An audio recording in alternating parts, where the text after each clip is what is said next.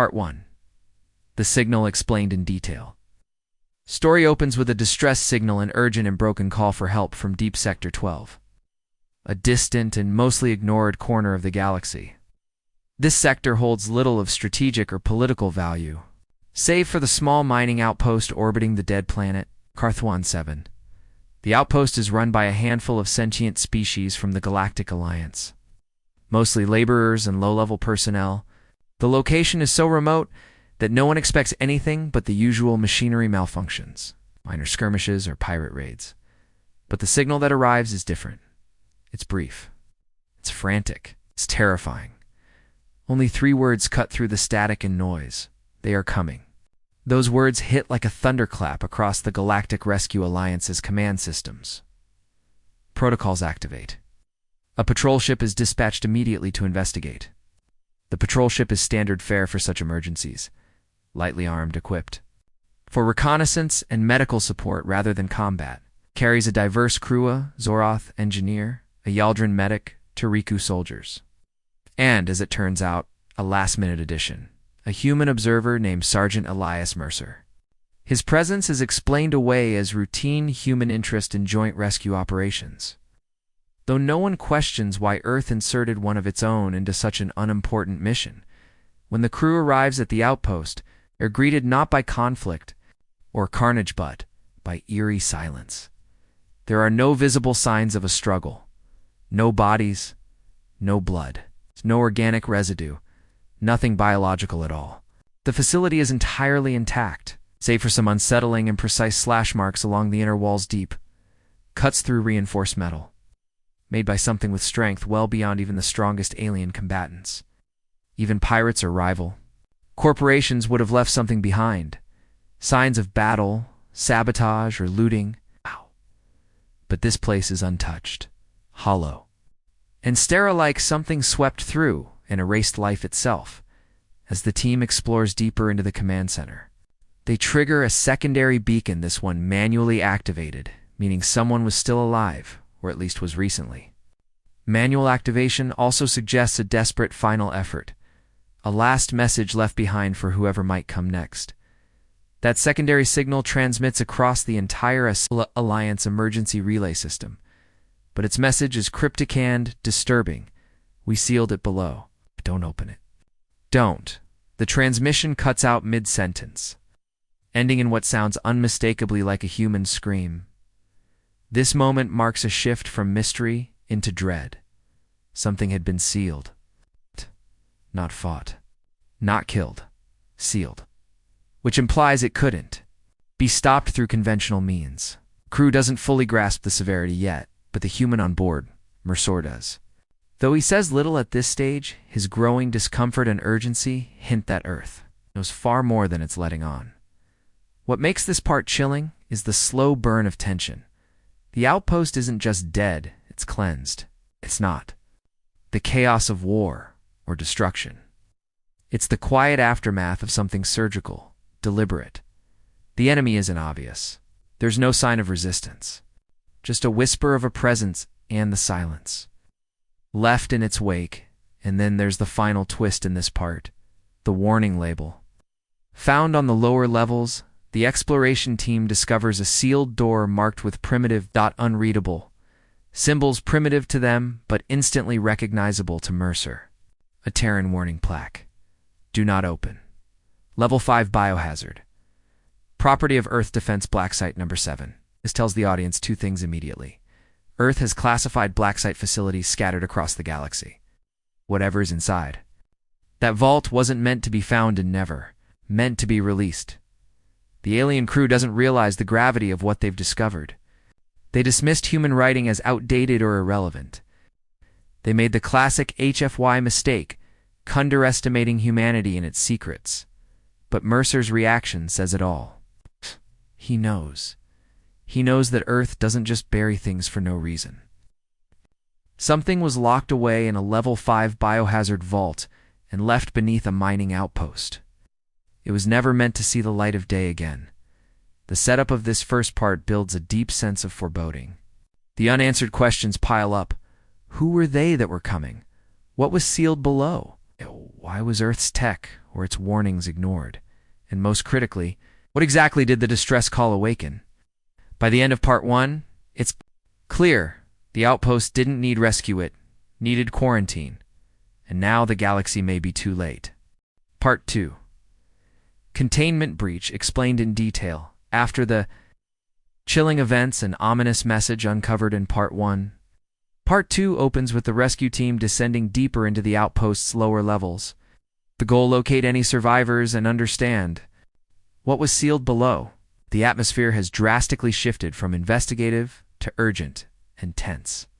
The alien Cruiseroth, Yaldrin, and Reku still hold two standard procedure. But their confidence begins to erode as they witness the unnatural destruction in the lower levels. Doors that were reinforced with military-grade titanium alloy have been torn open from the inside. It's not burned or breached with explosives. Torn. Like something inside simply didn't care what kind of obstacle it faced. That realization shifts the tone from curiosity to horror. The story now focuses on Captain Thalger, a disciplined Riku soldier who leads the operation. He orders a full sweep of the substructure, trying to maintain control and composure despite mounting evidence that something beyond understanding was unleashed. The walls show gouges. The lights flicker unnaturally. Radiation levels spike 4. A moment then vanish. They reach the source. A sealed containment chamber, huge and ancient. It clearly wasn't built by the mining company. The construction is older, rugged, and laced with Earth-style warning signs. The air feels colder, heavier, and at the center of it all is the reinforced vault door, covered in locking mechanisms. And one unmistakable symbol: Earth's Level 5. Biohazard seal. This moment becomes the turning point for the team. The alien crew assumes it's a long-abandoned human storage vault. Maybe for chemical waste or an experimental reactor. But one person doesn't dismiss it: Sergeant Elias Mercer, the human observer. His reaction is stark and immediate. Goes pale. He steps back. His voice trembles when he speaks. "You opened a vault labeled Black Site? What the hell were you people thinking?" To Mercer, "The warning is clear. Black Site means this wasn't just a dangerous object. It was something Earth classified, sealed away, and never wanted found again." The aliens brush it off at first, with Captain Thalger saying they couldn't read primitive human markings. That arrogant Skalman across many galactic species, one of the core themes of this HFY story, underestimating humanity's history, danger, and darker secrets. Then the scene shifts. Subtle signs give way to something more terrifying. The power begins to flicker, even though the team brought its own generators. Static begins to hiss through their Comlink's no source. The air temperature drops rapidly, which isn't possible in a pressurized substation. And then, without warning, a noise echoes through the corridor, high-pitched keening, not mechanical, not organic. Something other. This isn't just environmental malfunction anymore. Something is interacting with their presence. Something alive. Then, the final horror. The vault door itself bends outward. Not cracks, not dents. It warps, like something within is pushing against it with intelligence and intent. It knows someone is outside. It feels them. This is the moment where any reasonable crew would retreat. Seal the substructure and initiate orbital sterilization. But Thalger, bound by duty, doesn't yet comprehend what he's dealing with. He still assumes it's some kind of experiment or Terran monstrosity that can be neutralized. Mercer, on the other hand, begins to panic, not in fear, but with the grim knowledge of what might be inside. He speaks urgently. "You need to call for planetary sterilization." Now, that single line carries weight. In Earth's military doctrine, planetary sterilization is a last resort command, issued only for the most catastrophic, existential threats, things that cannot be allowed to spread. This isn't a rescue anymore. It's a containment mission. And the clock is running out. This section of the story does more than build tension. It reveals how little the galaxy understands about Earth. While the Galactic Alliance considers Earth a newer member with backward technology and odd customs. They fail to realize Earth's true legacy, a planet that has faced war, extinction, and the darkest reaches of science. The idea of a Terran. Blacksite is terrifying because it implies Earth has built weapons too dangerous to use. Earth has encountered something so evil it wasn't destroyed, it was buried. Earth never told the rest of the galaxy what it was hiding. The foreshadowing in this part is masterfully placed. The message in Part 1 said, "We sealed it below. Don't open it." Part 3. The thing below explained in detail. Part 3 marks a dramatic shift in tone from eerie suspense to full-blown terror. The source of the outpost's doom is finally revealed, and the answer is far worse than anything the rescue team or the Galactic Alliance imagined. This isn't just a monster or a failed experiment, it's a forgotten horror. Created by humanity during a time the rest of the galaxy pretends never existed. We begin with the vault door giving way, pushed outward by something inside. Doesn't blast open or crack like metal under strain. It bends, as if the material is resisting, but still warping from an unnatural force, a clear indicator that the laws of nature no longer fully apply, and then it emerges. The entity is not a typical alien. It is not even a biological creature. In the conventional sense, it is Project Revenant, one of Earth's most horrifying blacksite experiments, something too dangerous, uncontrollable, and too intelligent to be unleashed. Earth had sealed it away for a reason. Deep under a barren mining world, no one would ever think to search. Revenant has a vaguely humanoid shape, perhaps once it was human. Or modeled after one, but its body is now cloaked in shifting nanoflesh. A constantly moving skin of liquid darkness.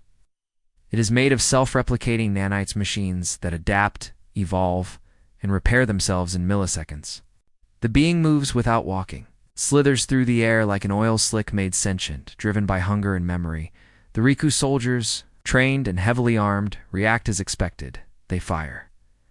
The plasma bolt from Captain Thalger hits the Revenant dead center, but instead of burning through, it is absorbed.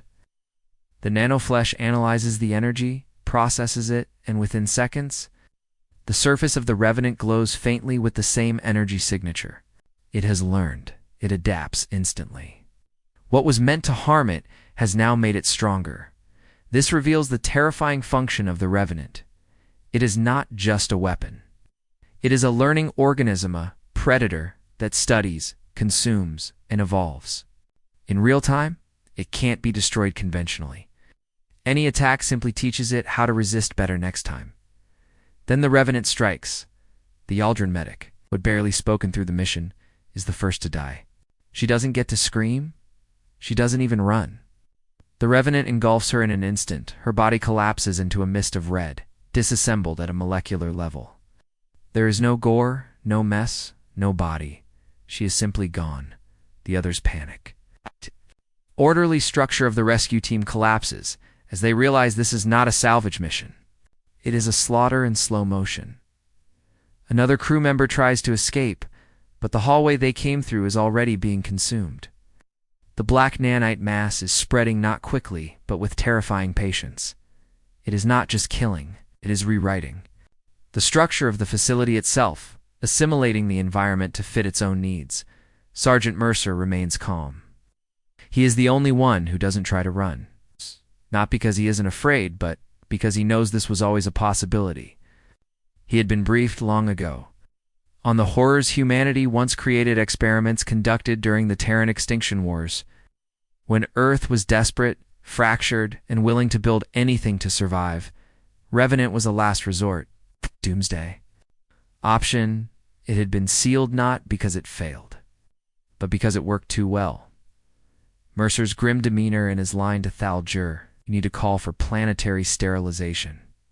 Now, carry chilling weight. He's not exaggerating. He's not panicking. He's issuing protocol. Planetary sterilization is the nuclear option. A full burn of a planet's surface. It means that what lies below is not just a danger to the outpost, but to the entire galaxy. This part of the story does several important things. It reveals the true threat, a bioengineered, sentient, adaptive, nanomachine entity that feeds on life and knowledge, exposes the gap between Earth and the rest of the galaxy. The Galactic Alliance considers Earth young, even primitive, but Earth has walked a much darker path. It has survived wars so brutal that it learned to make monsters and then had the wisdom to hide them away. It foreshadows escalation. Revenant is loose, and if the rescue team dies or the signal spreads, this horror could move beyond Carthoenseven. It could reach populated systems. If so, there may be no way to stop it. Finally, the encounter in Part 3 serves as a reminder of a core HFY theme. The galaxy may think it understands warfare, science, and survival, but only humans have stared into the abyss, built something darker than death itself, and then had the sense to bury it. But now, it's loose again, and Earth will have to clean up what the galaxy just unleashed. Part 4. The human response, explained in detail. Part 4 represents the pivot from horror to retribution. After the unleashing of Project Revenant, weaponized, adaptive nightmare born from Terran desperation, the galactic rescue crew is shattered. Most of the team is dead or missing. A few survivors flee to orbit, still in disbelief over what they've witnessed. But Earth is not surprised. Earth knew exactly what this was. As the crew's battered vessel ascends from the ruined outpost, they send out a sector-wide emergency broadcast. The message is brief but contains one word that shocks everyone who reads it: Revenant. That single word, buried in ancient Earth war records, carries a legacy so horrific that only a few Terran operatives and no alien governments even knew it existed. It's shorthand for a type of weapon too dangerous to use, too horrifying to study, far too destructive to leave incarnate. This is the moment the Galactic Alliance realizes it's out of its depth. But the response doesn't come from the Alliance. It comes from Earth. It comes immediately. Earth's transmission, a high-priority encrypted transmission, cuts through every protocol, even overriding the Riku captain's authority. It's a Terran command directive, short and cold. Revenant. Confirmed, permission granted, Class Omega protocol. It's not just clearance, it's an execution order. Class Omega is the most severe classification in Earth's military command chain. It signifies existential threat level priority over sovereignty, treaties, and even alliance law. Earth has essentially seized jurisdiction over the entire sector. Thalger and the remaining crew don't even get time to object, because within the hour, a ship arrives, and it's like nothing they've ever seen. The black ship's silent.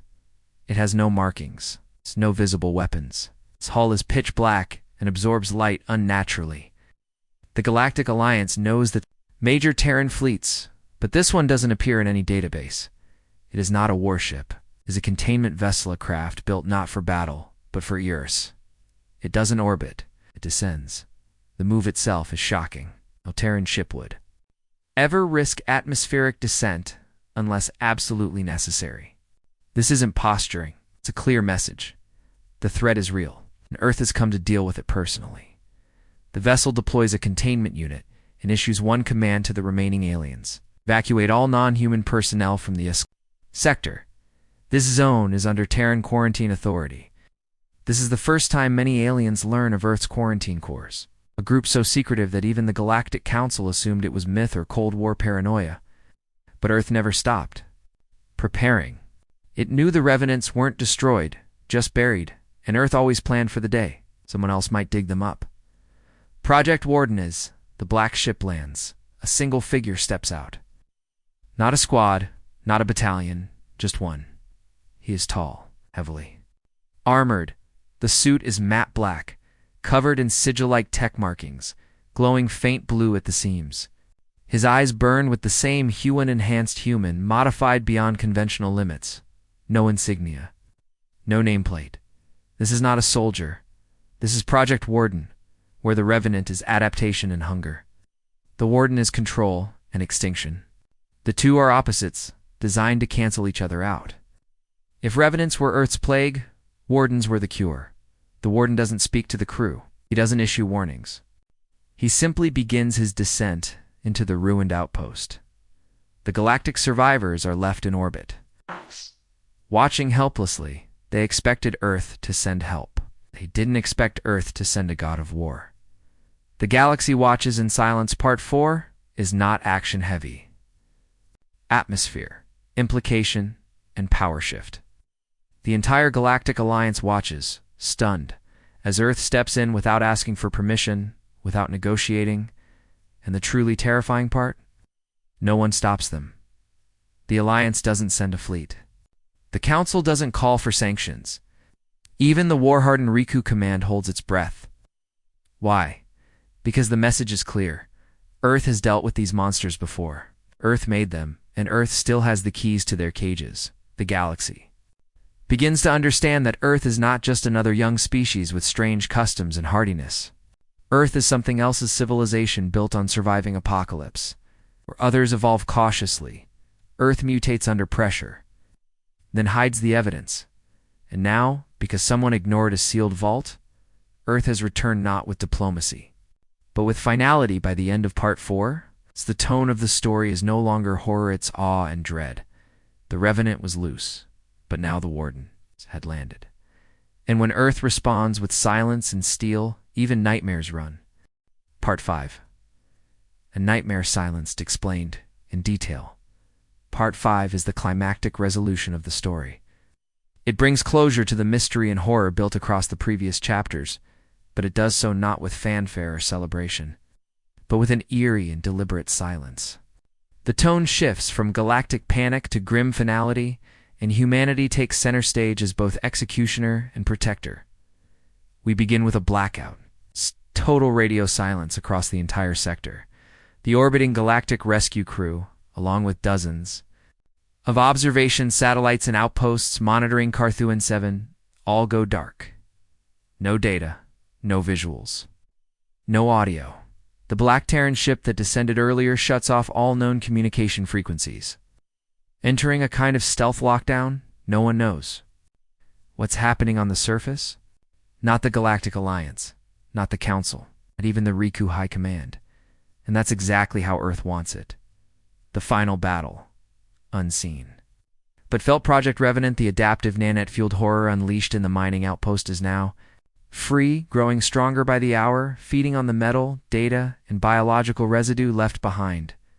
Its intent is unknown, but its instinct is clear. Consume, evolve. Spread. What Earth sends in response is not an army or a weapon of mass destruction. They send Project Warden, a single human engineered specifically to confront this type of threat.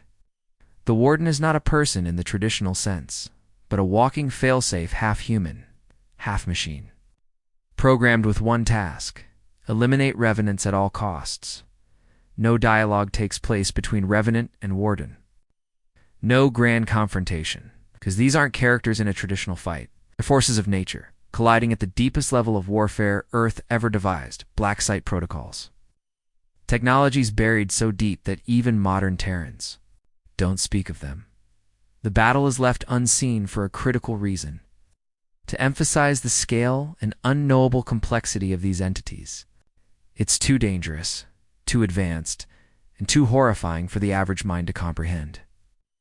Even the surviving alien crew doesn't witness what occurs. They're left drifting in orbit, surrounded by sensor static and atmospheric interference. The only evidence of what happens comes from a single Yaldron observation drone caught outside the blackout zone. What it captures is brief, but haunting. A black mass of writhing tendrils erupting from the ground. A pulse of blinding blue light that expands outward like a wave. Then, silence. No explosion, no wreckage, no fire, just stillness. Aftermath. Crater in command. When the galactic cleanup crews arrive a week later, the outpost is gone. Not just destroyed, erased. In its place is a vast crater, still warm to the touch. The entire structure has been vaporized at the molecular level. There is no trace of nanites, no DNA, no bodies, no metal knot, even radiation. The Earth ship is gone, the Warden is gone, and the Revenant is no more. Earth sends only one message to the Galactic Council. It is short, emotionless, and deeply unsettling. Emergency contained. Do not investigate further. This message is not a warning. It is a directive, a command issued as if Earth, not the Council, is in charge now. And, for the first time in galactic memory, no one argues. The Council demands answers, but none come. Earth refuses to discuss Project Revenant. It offers no explanation for Project Warden. No data, no apology, just silence. And the most terrifying thing, no one dares press them. The true message this final chapter reinforces the core HFY theme.